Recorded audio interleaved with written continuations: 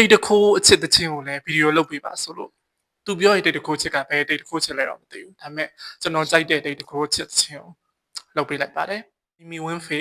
version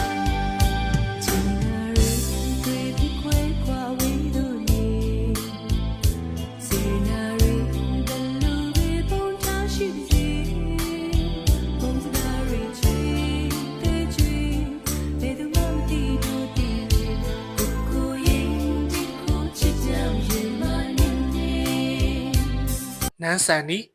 version ဒီနာရီပြေရှာမရအ